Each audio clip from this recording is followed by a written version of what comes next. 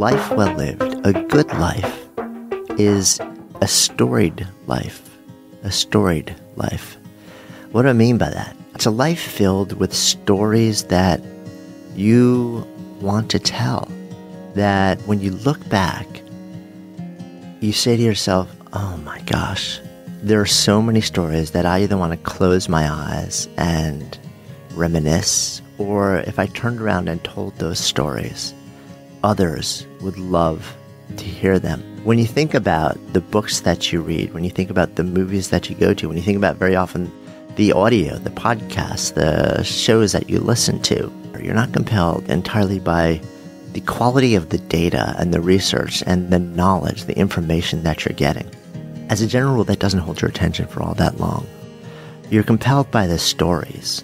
You're compelled because our brains are wired to want to hear and see and participate in stories that move us emotionally. Stories have the ability to move our soul, to stir something in us, right? The nature of a story is that there is somebody who is the, quote, protagonist in the story. And stories are all different. But as a general rule, stories are about somebody or somebodies, groups of people, starting, having some kind of inciting incident. There's a problem that has to be solved.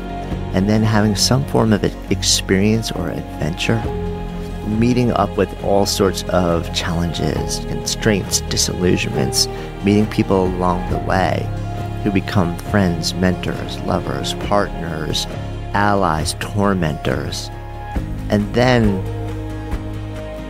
finding your way through, and in some way being changed by the process. And I've often wondered, why are we so drawn to want to hear and see those stories? I think the deeper answer is, and why do we remember them once we experience them? And my sense is, the deeper answer is, we are so drawn to experience other people's stories because very often we are not living a life that is nearly as storied as we would like to be living ourselves. So instead of turning around and constructing a storied life, we look to the stories of others to give us the hit of adrenaline and oxytocin and dopamine and emotion that pulls us out of a reality where we don't feel those things all that often. And I sometimes wonder whether the more you want to transfer into, the more you feel called to experience other people's stories, the more it is a sign that you may not, in fact, be telling the stories that you would love to be telling with the way that you're living your own life. And that's not a judgment in any way, shape, or form. And I'm raising my hand right alongside you because I've seen this in my life so often when I'm feeling kind of flat and I want to go out, or when I'm feeling that things aren't going great.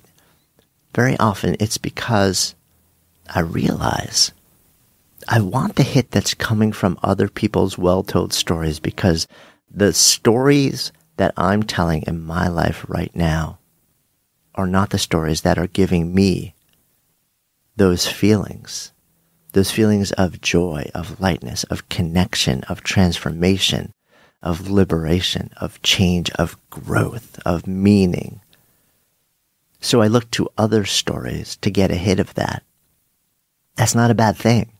I think, participating and being lifted in the moment by others and learning from others is awesome. And at the same time, come back and ask the question about your own life.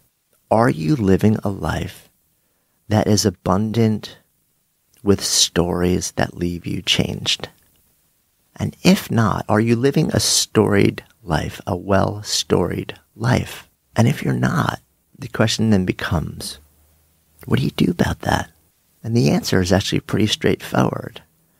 The answer is, maybe it's time to actually start telling my own stories.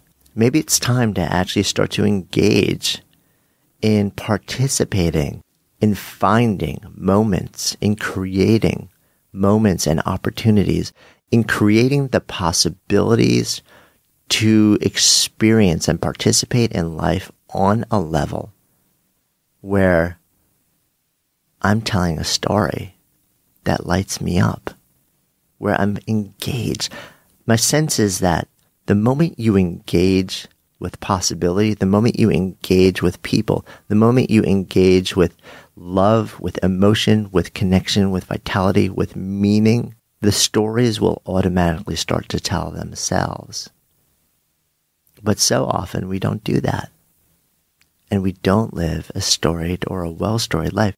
We live a life filled with stories where there is no narrative arc, where it starts and then the line that would define the narrative arc of stories just stays flat.